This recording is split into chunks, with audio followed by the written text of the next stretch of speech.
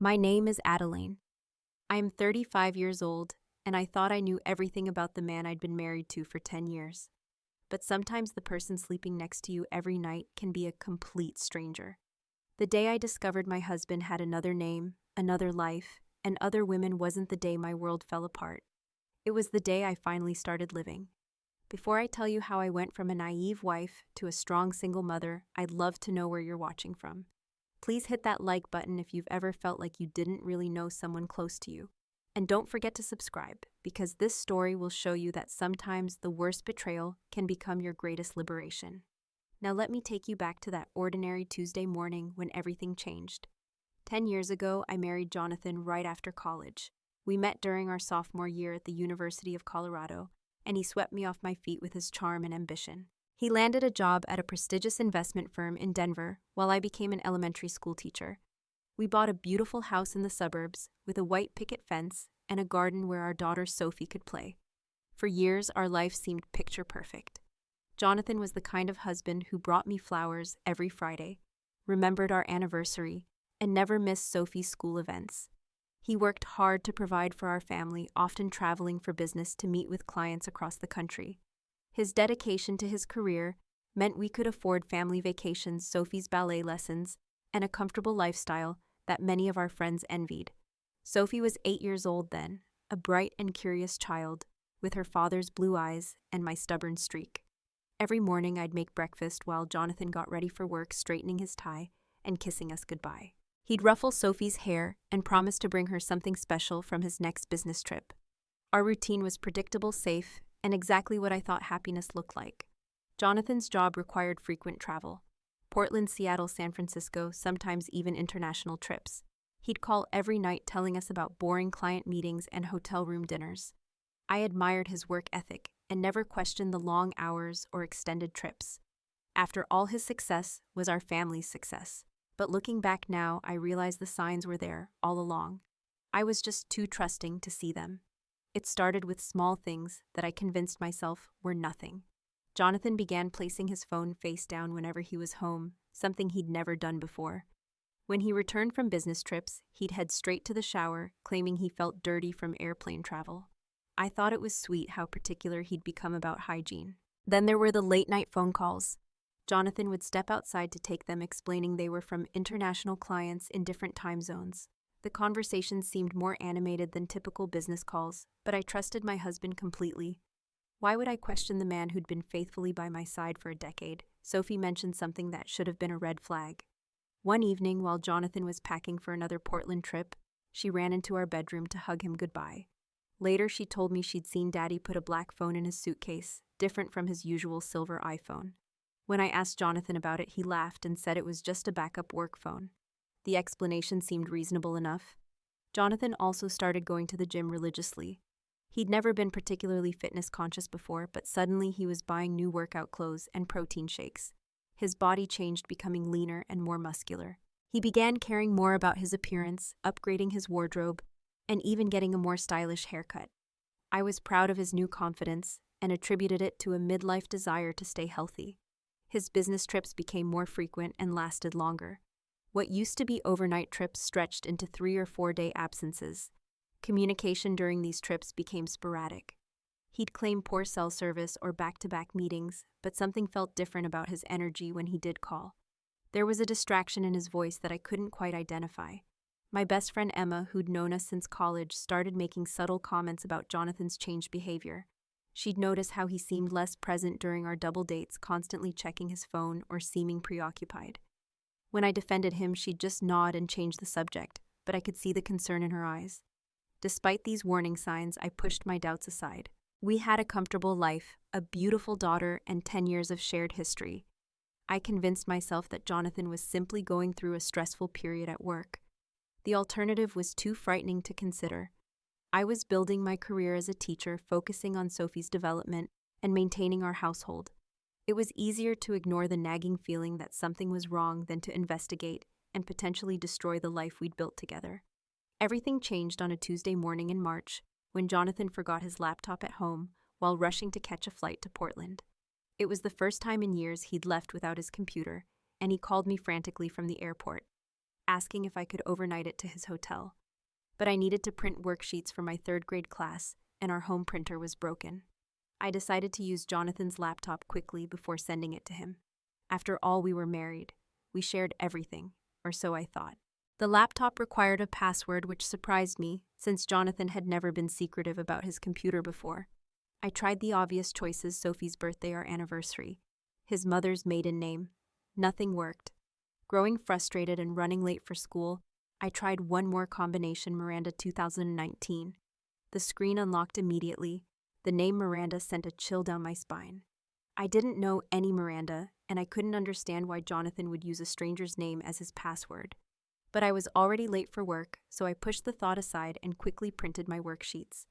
As I was about to close the laptop, a notification popped up in the corner of the screen.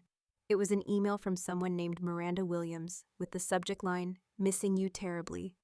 My heart started racing as I stared at those 3 words. Against my better judgment, I clicked on the notification. The email opened, revealing an intimate message that made my blood run cold. "Darling, I can't wait for you to get home tonight. The house feels so empty without you.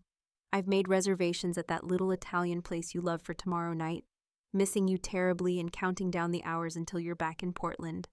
All my love, Miranda." My hands began shaking as I read the message over and over again. Home tonight, back in Portland. This woman was talking about Jonathan, like he lived with her, like they shared a life together. The casual intimacy of the email suggested a long-term relationship, not a business acquaintance or casual affair. Driven by a mixture of dread and desperate need to understand, I began searching through Jonathan's email more systematically. What I found made me feel like I was drowning. There was an entire hidden folder labeled Personal that contained hundreds of emails between Jonathan and Miranda Williams dating back 3 years. The emails revealed a relationship that mirrored our own marriage. Miranda wrote about their shared daily routines, their weekend plans, even complaints about Jonathan leaving dirty dishes in the sink. She mentioned their joint bank account, their favorite restaurants, and vacations they'd taken together. She signed every email, "Your loving wife," or "Forever yours." But the horror didn't stop there. As I dug deeper, I found financial documents that revealed Jonathan had a second address in Portland. Bank statements showed regular transactions in Portland and Seattle, far more extensive than what business dinners would require. There were hotel receipts, restaurant bills for 2 people, and even what appeared to be rent payments for an apartment. Then I found the photos. Hidden in a folder labeled Client Files, there were dozens of pictures of Jonathan with a beautiful red-haired woman I'd never seen before. They were clearly couple photos, embracing at scenic viewpoints, sharing intimate dinners, lying on beaches together.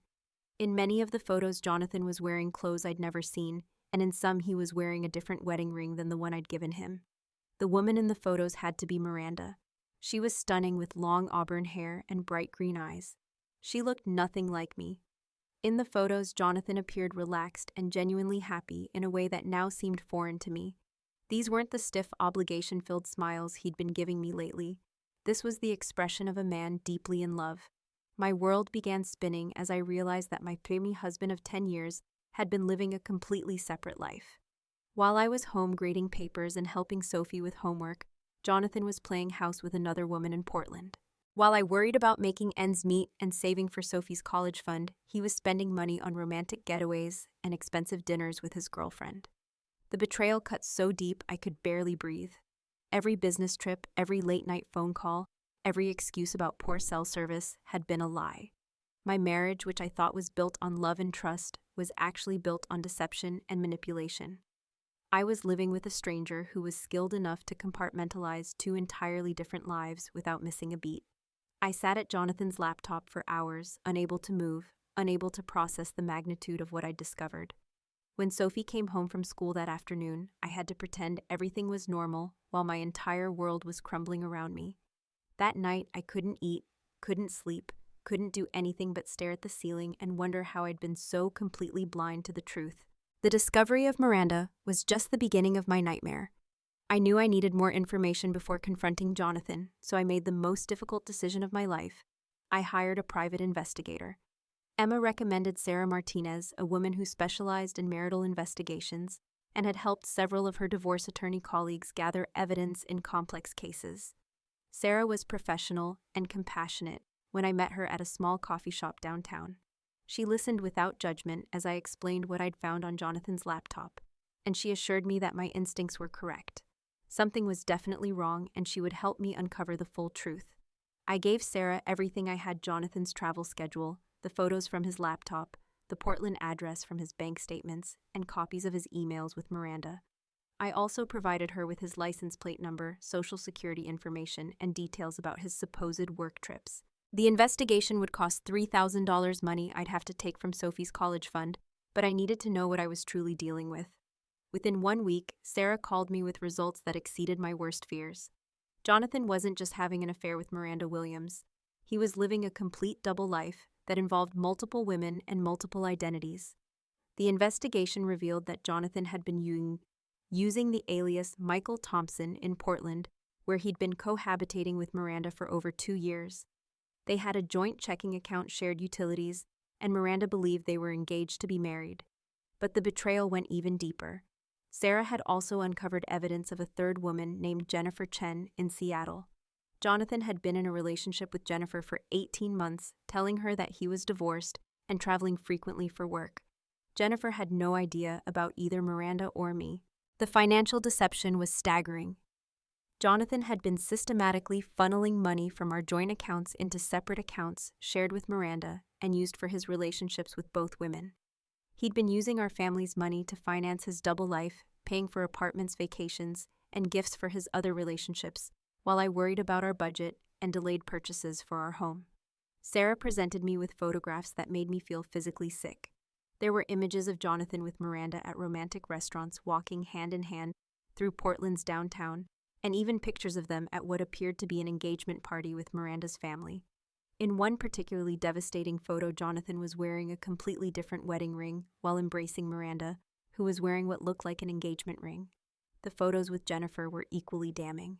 They showed Jonathan and Jennifer on what appeared to be weekend getaways to wine country romantic dinners in Seattle, and casual photos that suggested a comfortable, established relationship.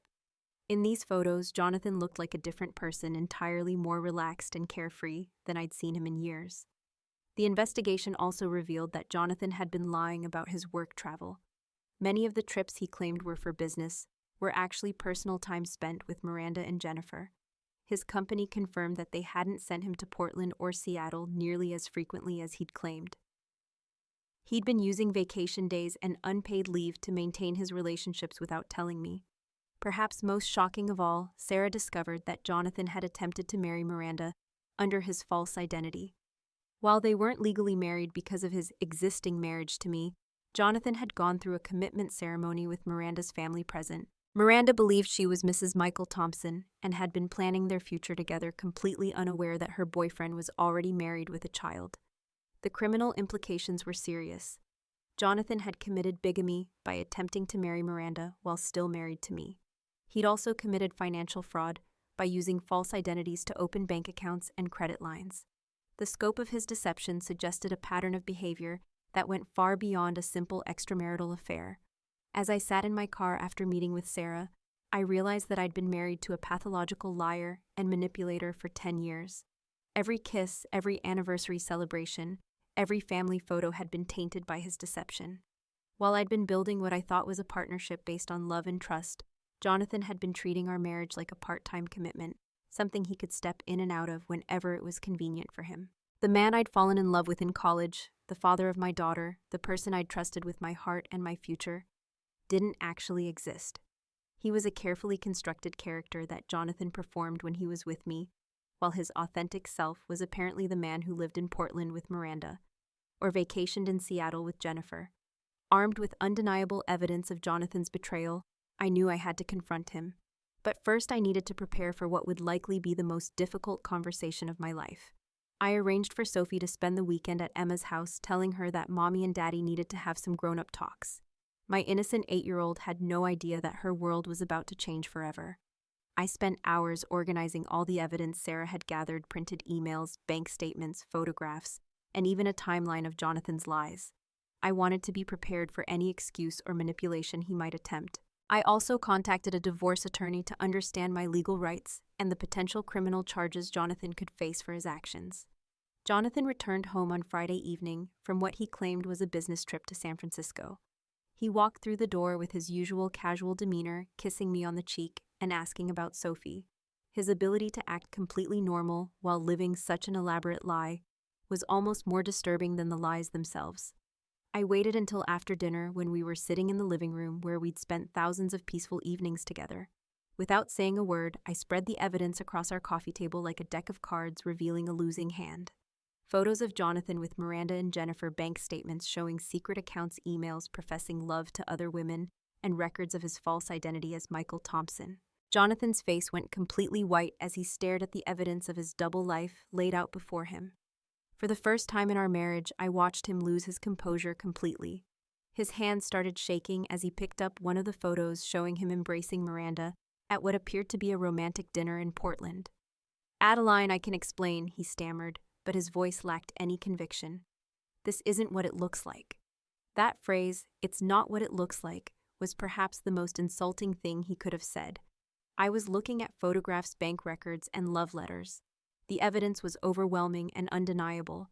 Yet even faced with absolute proof of his betrayal, Jonathan was still trying to manipulate me. "Which part isn't what it looks like?" I asked, my voice surprisingly steady, despite the rage building inside me. "The part where you're living with Miranda Williams in Portland under a false name, the part where you've been having an affair with Jennifer Chen in Seattle, or the part where you've been stealing money from our family to finance your other relationships." Jonathan tried several different approaches to minimize his actions. First, he claimed that Miranda and Jennifer were just friends, but I pointed to the romantic photographs and intimate emails that clearly contradicted this lie. Then he tried to blame his behavior on stress at work and feeling overwhelmed by family responsibilities, as if betraying his wife and daughter was a reasonable response to professional pressure. When those excuses failed, Jonathan attempted to turn the situation around on me, suggesting that I'd been distant lately and that our marriage had lost its spark. The audacity of blaming me for his decision to create multiple fake relationships while lying to me for years was breathtaking. I realized in that moment that Jonathan was not just a liar, but a master manipulator who would never take responsibility for his choices. Finally, in a moment of what seemed like genuine frustration, Jonathan admitted the full scope of his deception. "Yes, I love them," he said, referring to Miranda and Jennifer. "I love them both, and I love you too, but in different ways. I never meant for it to go this far, but I can't help how I feel." His confession revealed the depth of his selfishness and delusion. Jonathan genuinely believed that he was entitled to maintain multiple relationships simultaneously, regardless of the lies required or the pain caused to everyone involved. He saw himself as a victim of his own emotions rather than recognizing that he'd deliberately chosen to deceive and manipulate 3 different women for years. "Miranda doesn't know about Sophie and me?" I asked. "No," he admitted. "She thinks I'm divorced. And Jennifer, she thinks I'm single and just focused on my career." The scope of his deception was staggering. He'd created entirely different versions of himself for each woman, carefully managing information to maintain his lies. He'd told Miranda that he was ready to settle down and start a family, while he'd told Jennifer that he wasn't interested in serious commitment. Meanwhile, he'd been coming home to me and Sophie playing the role of devoted husband and father. As I listened to Jonathan's admissions, I felt a strange sense of relief mixed with my anger and grief. After months of sensing that something was wrong, but doubting my instincts, I finally had confirmation that I wasn't crazy. My marriage had been a lie, but at least now I knew the truth. The uncertainty and self-doubt that had been eating away at me for months was finally over. That night, Jonathan packed a bag and left our house. I didn't know where he went, and for the first time in 10 years, I didn't care. The immediate aftermath of Jonathan's confession was the darkest period of my life. I had to tell Sophie that Daddy wouldn't be living with us anymore, trying to explain divorce to an 8-year-old without revealing the devastating details of her father's betrayal. Watching my daughter's confusion and sadness added another layer of pain to my own grief. Sophie asked questions I wasn't prepared to answer. Did Daddy stop loving us? Is it my fault? Will he still come to my ballet recital? I had to reassure her that she was loved and that adult problems were never a child's responsibility, all while processing my own feelings of abandonment and betrayal. Those first few weeks were a blur of tears, sleepless nights, and desperate attempts to maintain normalcy for Sophie's sake. I would cry in the shower in my car after dropping Sophie at school and late at night when she was asleep. The house felt enormous and empty without Jonathan's presence, even though I now understood that his presence had been largely an illusion. I called in sick to work several times, unable to face my classroom full of 8-year-olds when I could barely function myself. My principal, Mrs. Rodriguez, was understanding and supportive, having been through her own divorce years earlier. She arranged for substitute coverage and encouraged me to take whatever time I needed. The financial reality of single motherhood hit me immediately. Jonathan had emptied our joint checking account before leaving, taking money that was meant for our mortgage payment and Sophie's upcoming school expenses. I had to call my parents and ask for an emergency loan, a conversation that was humiliating and heartbreaking. My father, who had always respected Jonathan, was furious when I explained what had happened. Friends and family reacted with shock and disbelief. Many people, including my own mother, initially suggested that there might be some misunderstanding. The Jonathan they knew was charming, responsible, and devoted to his family. It was difficult for people to reconcile that image with the reality of his deception.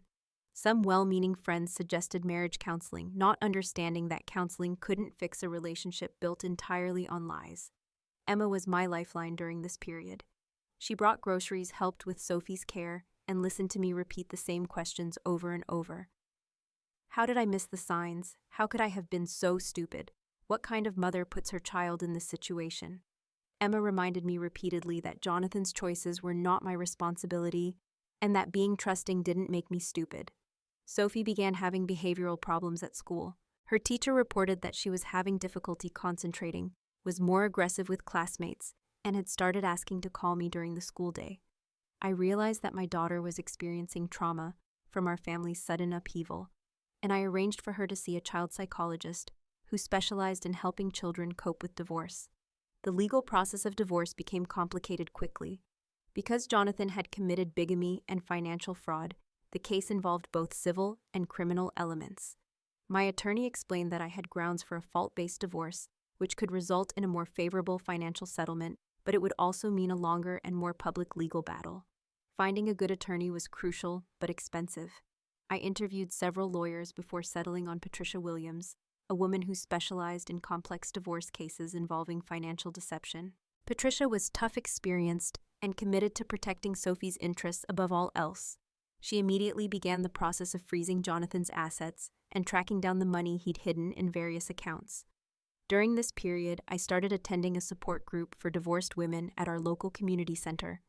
Hearing other women's stories helped me realize that I wasn't alone and that many marriages end due to betrayal and deception. The group leader, a therapist named Dr. Sarah Kim, taught us about the stages of grief and helped us develop healthy coping strategies. I also began individual therapy to process the trauma of discovering my marriage was a lie. My therapist, Dr. Martinez, helped me understand that I'd been the victim of psychological manipulation and that my feelings of shame and self-blame were common but misplaced. She worked with me on rebuilding my self-esteem and learning to trust my instincts again. Slowly, very slowly, I began to see glimmers of hope. Sophie and I developed new routines that didn't involve waiting for Jonathan to come home. We had movie nights, cooking adventures, and long conversations about everything except her father's absence. I began to notice that our house felt more peaceful without the underlying tension I'd been carrying for months. Writing became an unexpected outlet for my emotions. I started keeping a journal where I could process my feelings without judgment. Writing helped me organize my thoughts and begin to see my situation more clearly. The act of putting my experience into words made me feel less powerless and more in control of my narrative. While I was struggling to rebuild my life, my attorney Patricia was working aggressively to build a strong legal case against Jonathan. She hired additional investigators and forensic accountants to trace all of Jonathan's hidden assets and document the full extent of his deception. What they uncovered exceeded even my worst expectations. The investigation revealed that Jonathan had been systematically stealing from our joint accounts for over 3 years, transferring money to accounts shared with Miranda, and using family funds to finance his relationships with both women. The total amount was staggering, over $80,000 that should have been saved for Sophie's education and our family's future security. Patricia also uncovered additional evidence of Jonathan's false identities and fraudulent activities. He'd been using fake Social Security numbers to open credit accounts and had even applied for a mortgage with Miranda using his Michael Thompson identity. The criminal implications were serious enough that the district attorney's office became involved in the case. Perhaps most importantly, Patricia managed to contact both Miranda Williams and Jennifer Chen. Initially, both women were defensive and skeptical, but when presented with evidence of Jonathan's deception, they became willing to cooperate with our legal case. Learning that they had also been victims of Jonathan's manipulation created an unlikely alliance between the three of us. Miranda was devastated to learn that her boyfriend, Michael Thompson, was actually a married man with a daughter. She'd been planning their future together, had introduced him to her family as her fiancé, and had invested emotionally and financially in their relationship. When she realized she'd been living a lie for 2 years, she became one of our strongest allies in pursuing justice. Jennifer's reaction was anger rather than sadness. She'd been suspicious of Jonathan's frequent travel and inconsistent communication, but she'd trusted his explanations about work demands. Learning that he'd been juggling multiple relationships while lying to everyone involved made her determined to see him held accountable for his actions. Together, the three of us provided testimony and evidence that painted a clear picture of Jonathan's pattern of deception and manipulation. We coordinated our legal strategies to ensure that Jonathan couldn't play us against each other or continue his manipulative behavior. The criminal case moved forward quickly. Jonathan was charged with bigamy, fraud, and theft. The evidence was overwhelming, and his attorney advised him to accept a plea bargain rather than go to trial. Jonathan was sentenced to 6 months in jail, followed by 2 years of probation. He was also ordered to pay restitution to all 3 women he'd defrauded.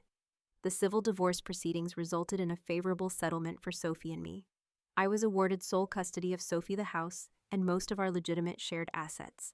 Jonathan was ordered to pay substantial child support until Sophie turned 18, and his wages were garnished to ensure payment.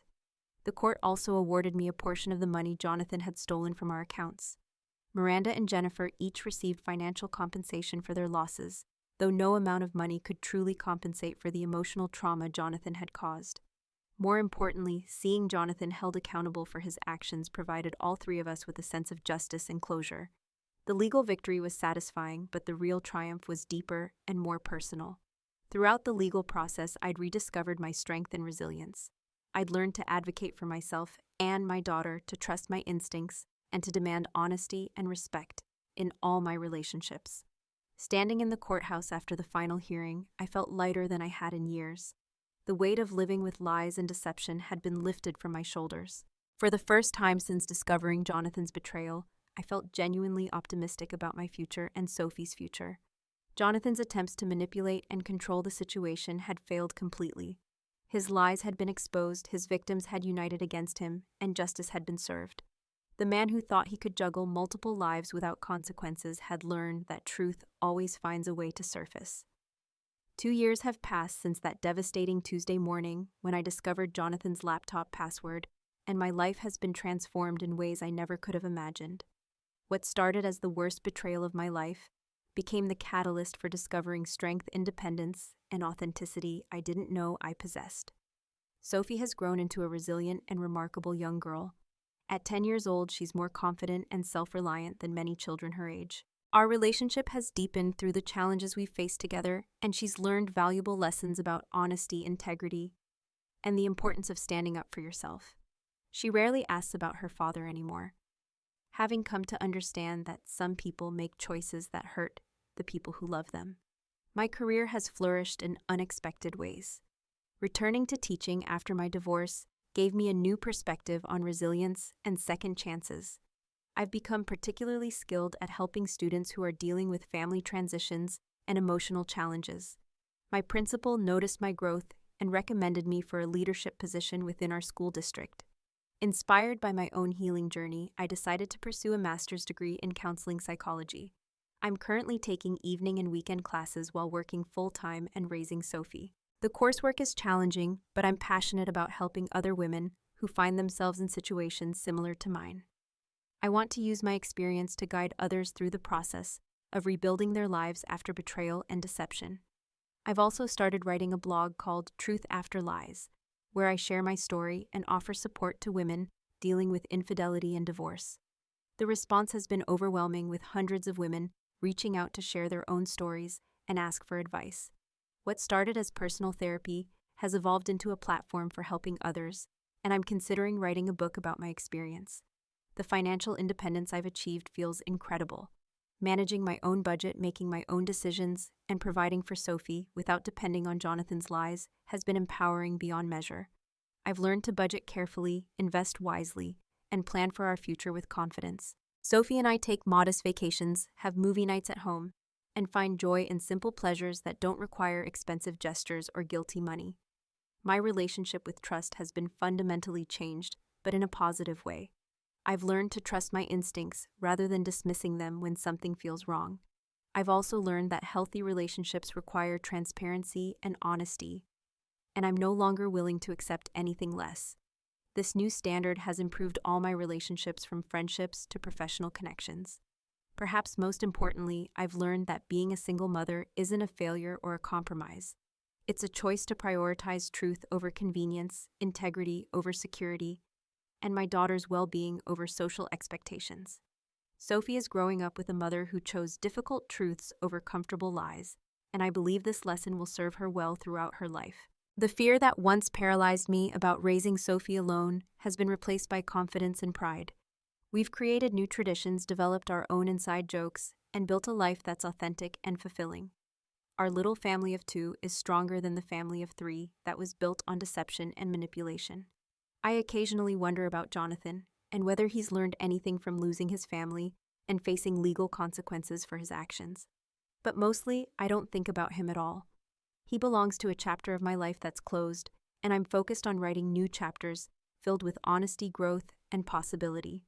When Sophie asks me about love and relationships, I tell her that real love starts with loving yourself enough to demand honesty and respect. I explain that sometimes the person who breaks your heart is actually setting you free to find the life you were always meant to live. I want her to understand that being alone is better than being with someone who lies to you, and that the right person will never make you question your worth or doubt your instincts. My story isn't unique. Thousands of women discover that their marriages were built on lies, that the men they trusted were living double lives, and that everything they believed about their relationships was false. But what makes each story special is how we choose to respond to that betrayal. We can let it destroy us, or we can let it transform us into stronger, more authentic versions of ourselves. The shock of learning about Jonathan's double life didn't destroy me. Instead, it liberated me from a relationship that was slowly suffocating my spirit and taught me that I'm capable of building a beautiful life based on truth, integrity, and genuine love. Sophie and I are proof that sometimes the worst thing that happens to you can become the best thing that ever happened to you. Today, when people ask me about my divorce, I don't feel shame or embarrassment. I feel proud of the courage it took to leave a comfortable lie and build an authentic life. I'm grateful for the experience that taught me my own strength and showed me what real happiness looks like. The woman who discovered those devastating emails 2 years ago was living a lie without knowing it. The woman I am today chooses truth every single day, even when it's difficult, even when it's scary, and even when it means standing alone. That choice has made all the difference. If you're watching this and wondering whether you have the strength to leave a relationship built on lies, let me tell you that you do.